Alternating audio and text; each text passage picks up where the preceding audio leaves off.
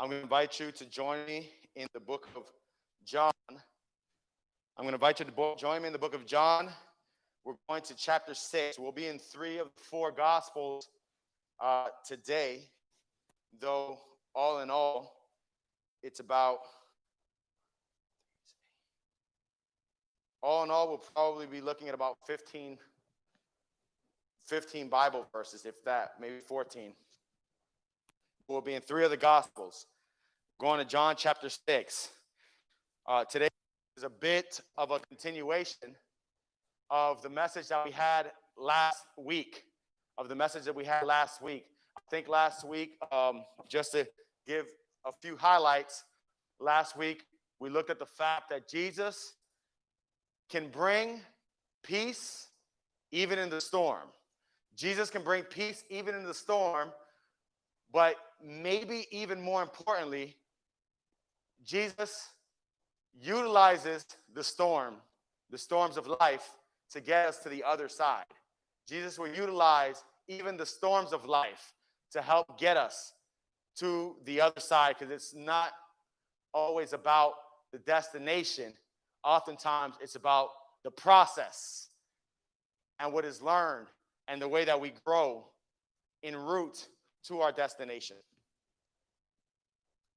Last week, we looked at the story very similar to the one we're looking at today. If you just got to read in the beginning of it, you might be confused about which one we're talking about, which story we're talking about. Last week, we looked at a story where Jesus said, "Let us go to the other side." And then he took a deep nap while a storm kicked up, the likes of the disciples had probably never seen, and they sat there fearing for their life that they would perish while Jesus was asleep in the back of the boat. However, Jesus got up, he rebuked the wind. The very man who called nature into existence with his mouth now rebuked nature for having it reminds me of my mother. She used to, if she rarely got a nap in, but if ever she got the chance to get a nice nap in, especially like a Sabbath nap, and me and my brothers were over there tearing up the living room, she'd say something like, "If I got to get up, you're going to be sorry." Jesus got up and he rebuked the wind. And he sounded like my mom too, probably. He probably said, I made you, talking to nature. I made you and I'll take you out. Jesus has he has control. It's hard for us to see and understand that he is in control no matter what the situation. He doesn't create every situation. As a matter of fact, I really doubt that he created the storm. He saw it coming. Oh, but I know there's a devil out there trying to unleash those winds of strife. Oh, man, imagine. He probably thought that was a sweet opportunity. Jesus and his disciples in the middle of the ocean. See, the difference between the devil, because sometimes we give the devil too much credit, when greater is he that is in us than he that is in the world, right? The difference between Jesus and the devil is that we read in Patriarchs and Prophets that, and I mentioned this last week, that when the flood was going on, she says the devil was shaking in his boots. He was afraid. It was so fierce. He was afraid for his life, and he's a spiritual being. And he feared for his life because of how furious that storm was. And the difference between him and Jesus is that Jesus comes on and takes on human flesh. He's now confined to it. He is subject to the elements. The devil throws the hardest storm he can throw at him, and he's sleeping like he's on a Portopedic.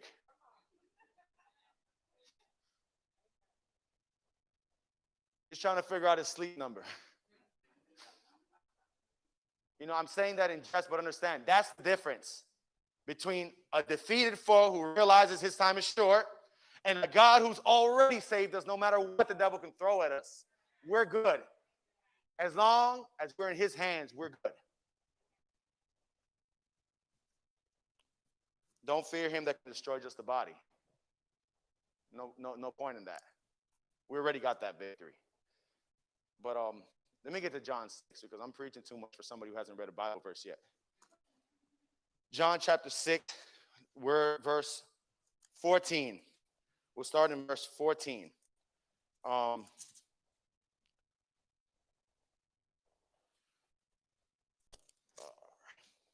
It reads, then those men, what? Is that where I'm at? Is that where I'm supposed to be? Then those men, when they had seen the sign that Jesus did, said, this is truly the prophet who has come into the world. Verse 15. Therefore, when Jesus perceived that they were about to come and take him by force to make him king, he departed again to the mountain by himself, alone. Wow, that's almost like, what do they call that? It's not just redundant, it's, redundant maybe. He departed to the mountain by himself, alone. Isn't that what by himself means? It's almost like it's trying to emphasize the fact that Jesus doesn't need a crowd. Jesus doesn't need a crowd. They wanted to take him by force and make him king. We talked about this last week. That's one of the things that got the disciples so riled up. They're out there in the sea. They were just with Jesus as he taught. To them, that was the best feeling, being around Jesus as he does miracles, as he casts out demons, as he heals the blind. In this scene, they're in heaven again. Because you got to understand, they left it all. They left it all to follow Jesus. We think we know what it means to leave it all, but we haven't actually left it all. We'll talk about that one day.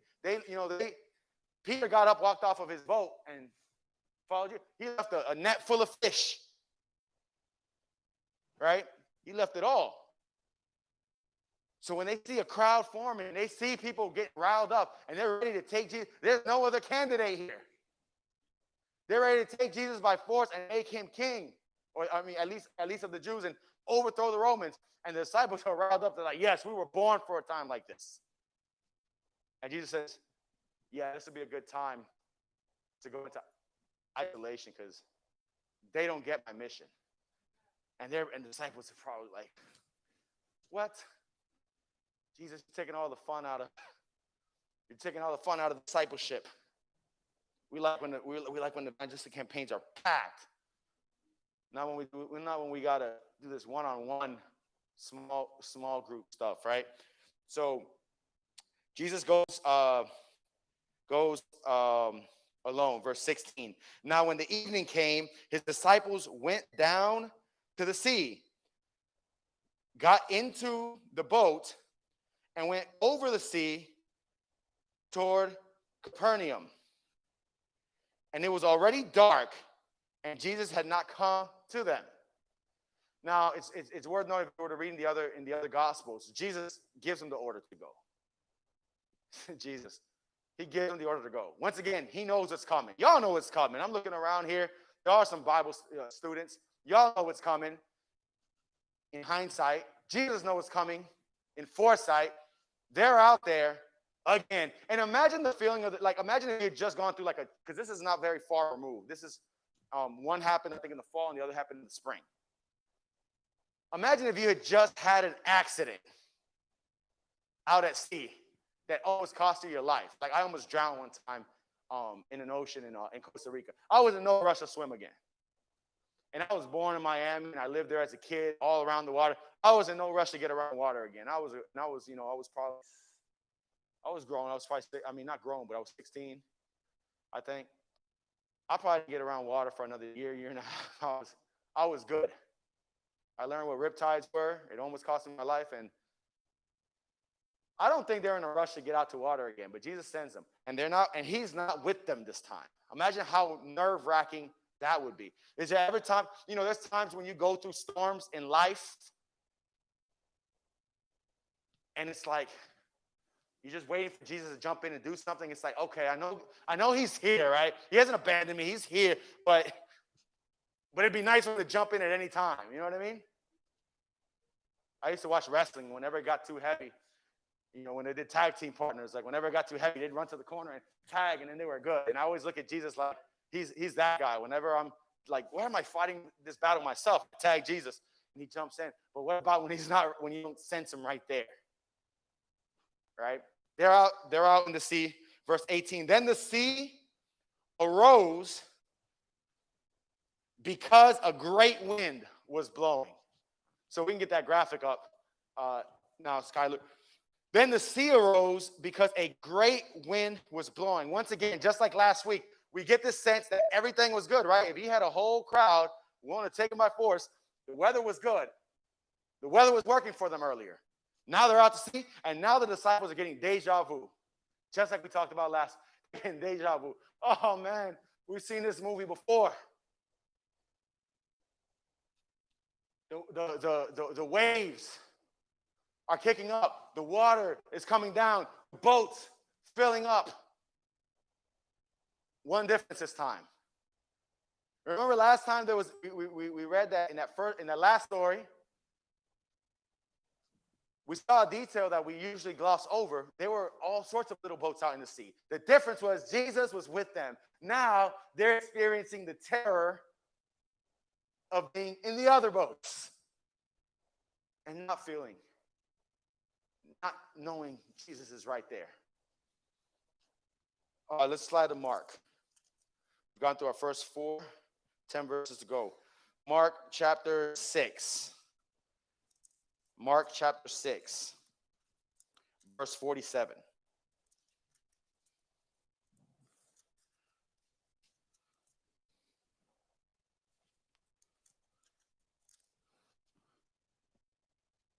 You aren't going to get seasick, are you?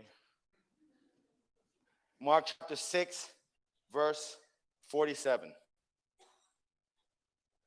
Now when evening came, the boat was in the middle of the sea. Where was the boat? And he, capital H, was alone on land. Where was he? Boats on the sea, Jesus on the land. Big trouble. Big trouble for the disciples. Verse 48. Then he saw them straining at rowing, for the wind was against them. Now about the fourth watch of the night, he came to them. Oh, let me stop, because we're about to get to the meaty part that you guys are already acquainted with, but you're overlooking a couple details. First detail, the fact that he saw them. Where was Jesus? Where are the disciples? In the sea, in the middle of a storm. He could have been on a boat in the sea 30, 40, 50 yards away, and the little boat that they're in may not have been seen. He was all the way on land. And as a matter of fact, if we had kept reading in John, we would have found out just how far Jesus was. Jesus was about a football field away. Length of a football field. I don't know if there's any football fans here, but that's a far distance. There was a guy the other day, unfortunately he went viral because he had a wide open, clear path to the touchdown, and he stumbled. He stumbled and he fell, and everybody started laughing, talking about the invisible man that tackled him. It's further than it looks. It's a storm raging. Jesus sees them. They can't see him, but he can see them. They have no idea where he is, what's going on, but he knows exactly what's going on with their situation. And not only does he know what's going on, and check this out, it's the fourth watch of the night. The fourth watch of the night is between 3 and 6 a.m. It's the darkest part of the night. But the beautiful thing is that the darkest part of the night is just before what? Just before dawn. Jesus sees them. He knows they're in trouble. He probably hears their cries, though they can't imagine it. He knows their anguish. He knew they were going to go through it before he sent them. He's sitting there in prayer, mountainside, alone, getting powered up. And Jesus knows what we've all learned in school. The shortest distance between 2 points is what? A straight line. So Jesus doesn't start trying to find a boat to rent.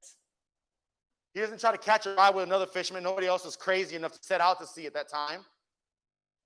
Jesus decides to take the shortest route, straight. And the shortest route in this case would not even be parting the sea. This isn't Moses. Moses didn't have enough faith for this. He didn't. He went over it. He rushed. He rushed right over. The disciples don't know it. 300, at least 300 feet. But you guys remember this? Oh, no, y'all too saved for this song. But back in the day, there was a song, ain't no mountain high enough. Ain't no valley low enough. What's the third one? Ain't no river wide enough, right? And we can add ain't no distance far enough to keep Jesus from getting to you. The disciples are in that boat. They're panicking. Jesus is nowhere in sight. Why did he send us out here to die? They would almost cry out what they cried out last week, right? Lord, don't you care that we perish, except for this time, he's not even there to heal them. But he knows. And Jesus is doing what? Jesus is coming to the rescue. Help is on the way, even though they don't see it. What storm are you facing? I'm facing storms. I've never dealt with as many storms as I'm dealing with in 2020. And I know I'm not alone, so there's no point in sitting up here crying and griping and giving you all the excuses for everything going on in life, because we all go through it. I've never dealt with as many storms as I'm dealing with now. And there's times where I say, Lord, I invite you in my house. I spend so much time in your house. We're talking about you constantly. And yet there are times where I'm like, where are you at? I'm going through the storm. I'm going through the storm. If I'm telling others to call on you, it'd be nice to see you when I'm going through the storm. And sometimes we forget. We can't see him, but he can see us. We may not sense him right there, but help is on the way. He's en route. He had proven in the last storm, I got it under control. If I send you to it, I got it under control. So he's coming, right? That's what we just read in the verse. He's coming. Where did we leave off? Verse 48, was it? Verse 48, Mark chapter 6. Middle of verse 48. Now about the fourth watch of the night, he came to them walking on the sea, and would have passed them by. He's making time. He's booking it. I don't know how long it takes to walk. I'm not sure. It says he was walking on the sea. I don't know if I'm not sure he wasn't speed walking. I'm not sure he wasn't jogging. I'm not sure he wasn't sprinting. All I know is that he almost passed them. He would have passed them by, verse 49. And when they saw him walking on the sea, they supposed what? They supposed it was a ghost. They supposed it was a ghost and cried out. Oh man, doesn't it? Sometimes it just feels like it's. Sometimes you're just waiting for a break, and it just feels like it's getting worse. Sometimes it's just kind of like, this couldn't get any worse. You know, that's the last thing you ever want to utter, right? This couldn't get any worse. This couldn't get any worse. The lightning flashes, lights up the sky. Did I just see what I... It's raining so hard you can't see anything. Lightning flashes again, and oh yeah, that's somebody. They're not in a boat. This couldn't get any worse. It just got worse. They think they've seen a ghost. Now they should know better, right? They should know better the same way that Scooby-Doo's friends should know better. They done busted this myth too many times. Like, they should know better. But the problem is when we're in the thick of a situation, we don't always know better. It's like we can know something up here, and this is why I try to share things that I feel are going to be practical use, more so in theology. Like, I love to do Bible study and talk about theory and theological issues. But theory and practice are two worlds apart. The widest distance that exists, I believe, is between this and this. This little 18 inches from the head to the heart, that's a far distance. A lot of stuff does not make it from here to here. A lot of stuff does not make it from here to here when it's crunch time. When you're in the middle of the storm, things go out the window. Like I've always told people, I've lived oftentimes by cemeteries. And personally, I don't mind them. But when your heart gets to beating quickly, a lot of that stuff doesn't matter. Just get me out of here. They're on the boat.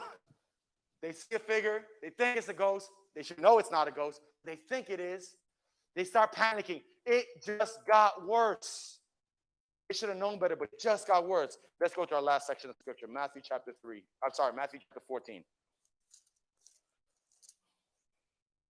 We're working our way from back to front.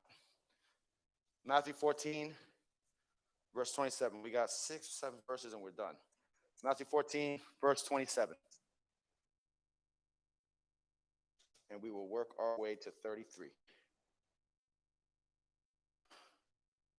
But immediately, they thought it was a ghost. They were crying out. They thought this was the end. Woe is me. Verse 27. But immediately Jesus spoke to them, saying, be of good cheer. It is I. Do not be afraid. It is. Do y'all face storms? Y'all go through storms? Does it seem sometimes like rescue is not like nothing is? Does it seem like it just gets worse? Then let me read that again, and let's respond accordingly.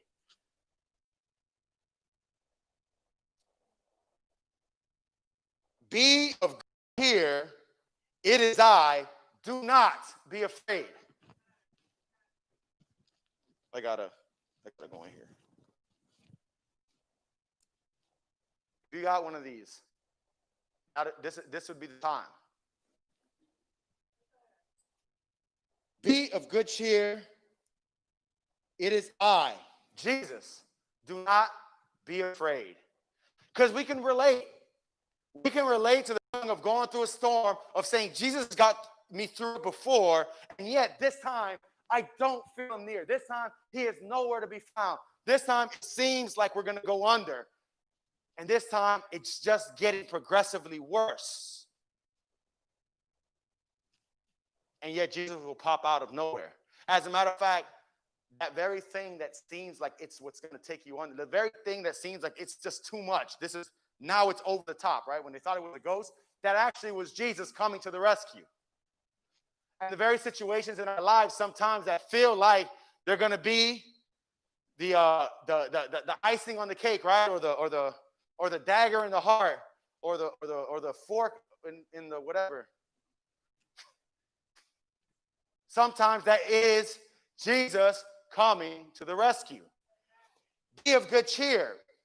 It is I. Do not be afraid. So Jesus is speaking to me right now, because I got situations that I go through, that I'm going through. And Jesus is saying, have I done it before? Have I rescued you before? Okay, I seem a little further off, but I'm here. I'm here. Be of good cheer.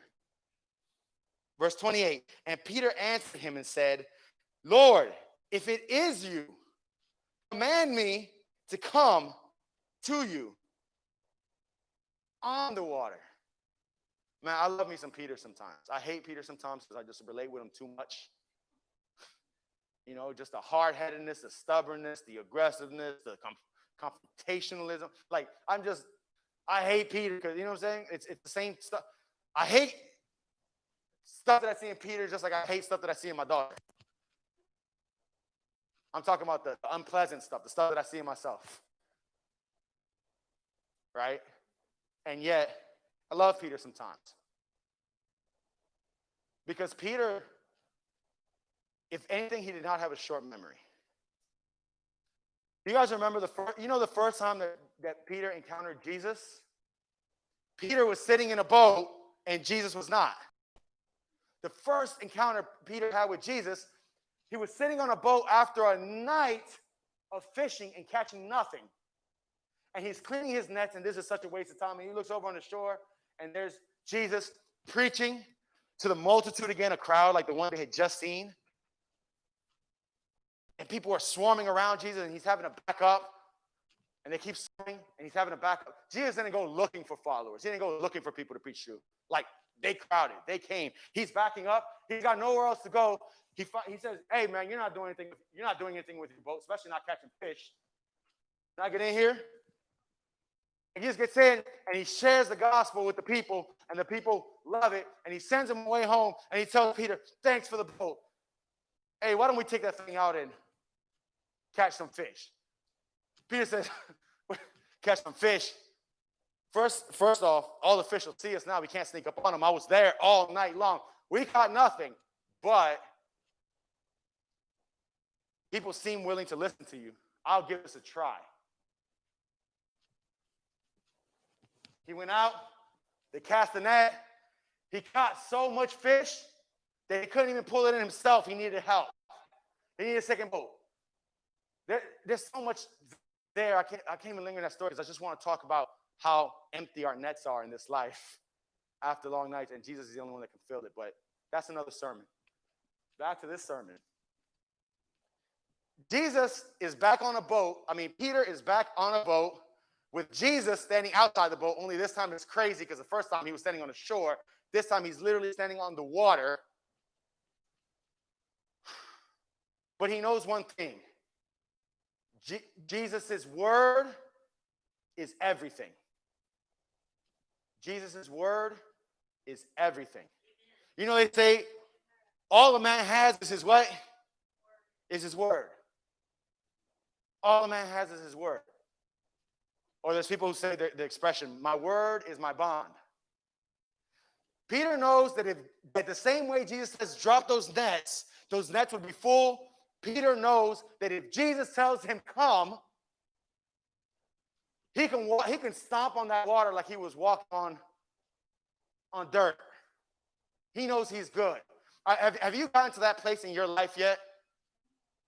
Have you gotten to that place in your life yet where if Jesus tells you move on faith, walk in faith, you don't got to ask any more questions? Are you there yet? Or is our memory too short?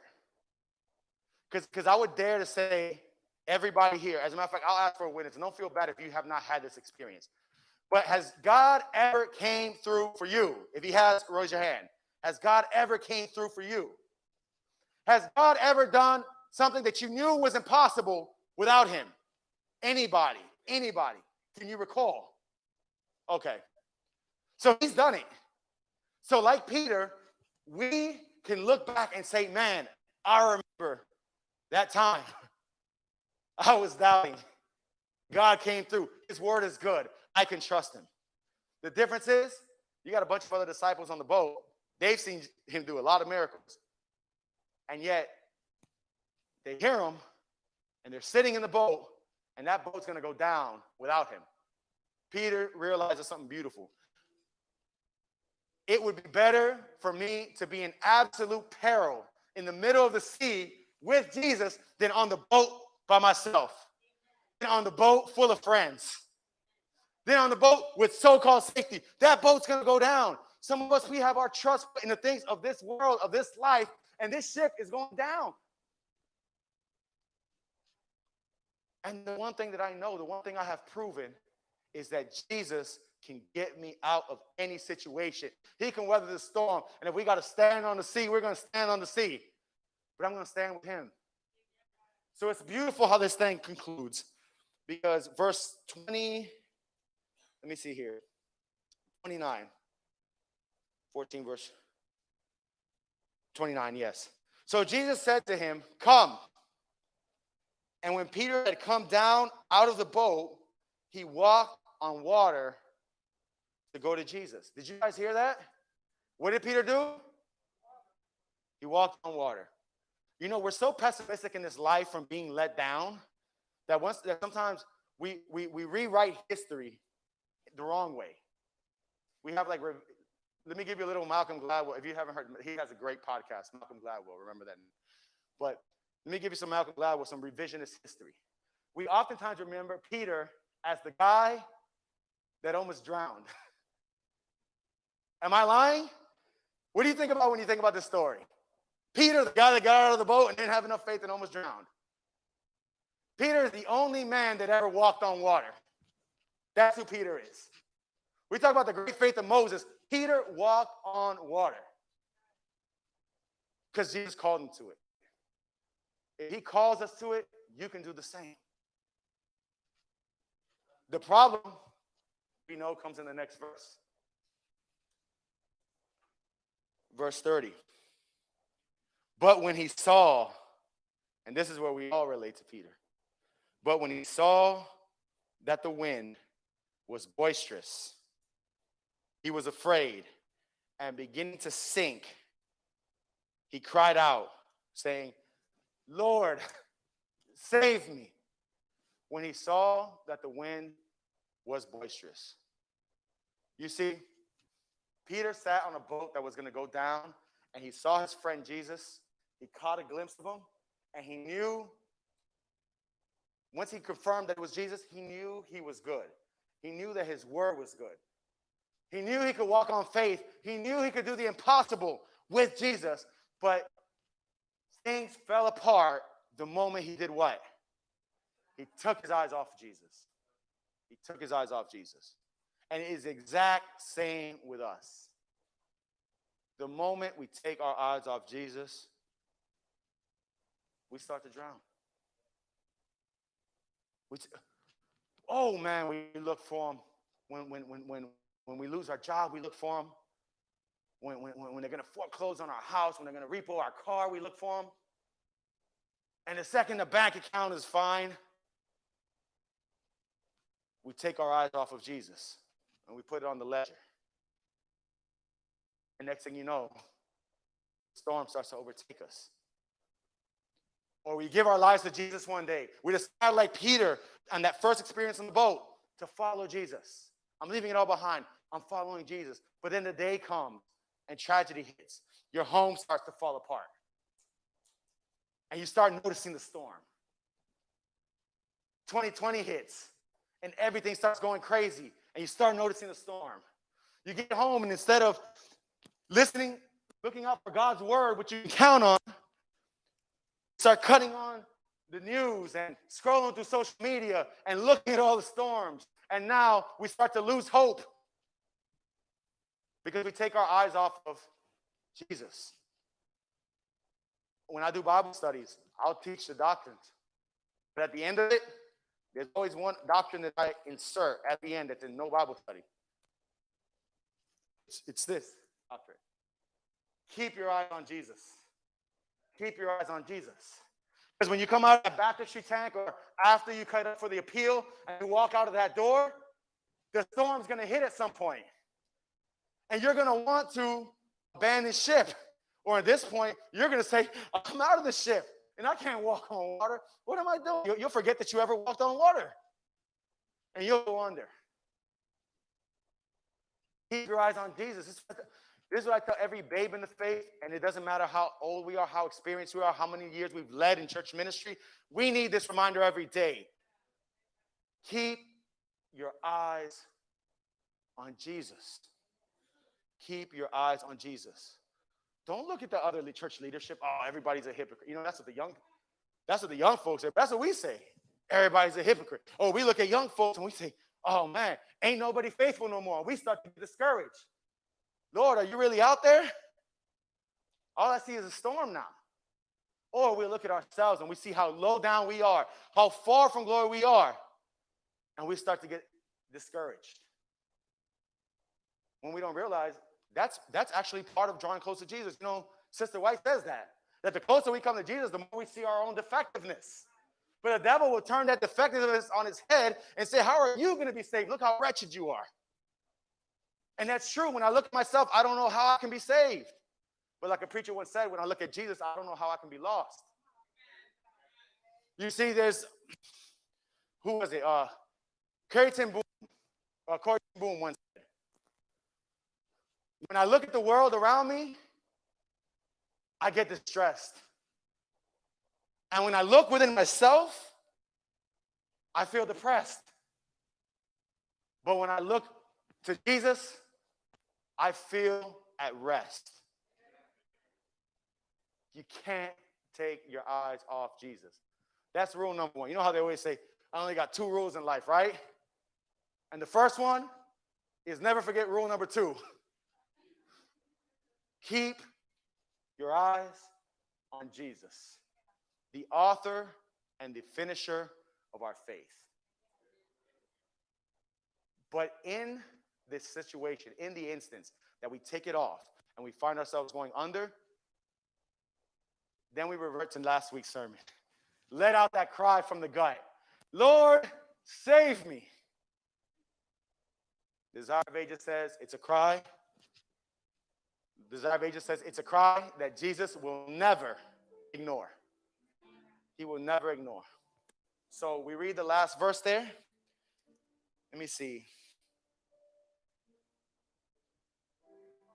31. Was it 31? Okay, 31. We'll read 31 through 33. We'll read them all together. So the multitude marveled when they saw, no, the mute speak. I'm in the wrong verse. I'm in the wrong chapter, sorry. Verse 31. And immediately Jesus stretched out his hand and caught him and said to him, O ye of little faith, why did you doubt? It's almost like Jesus wants to cry out and say, Peter, you've done what nobody else ever did. You were doing it. Why'd you look around? Verse 32. And when they got into the boat, the wind ceased. Peace in the storm. 33. Then those who were in the boat came and worshiped him, saying, Truly, you are the Son of God. We got to wait for the storms to end to know that he's the Son of God. Do we need to wait for the storms to end to know that we're good as long as he's with us? Do we need to wait for the storms to end for things to be peaceful? Or can we have that peace, that assurance in the midst of the storm? I believe we can. Has he done it in the past? Is his word good?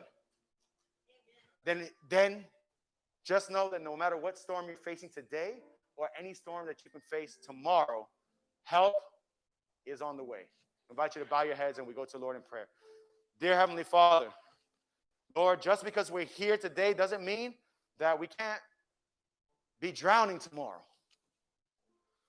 Lord, I pray that the message for today not be lost on any of us. And I'm starting with myself, Lord.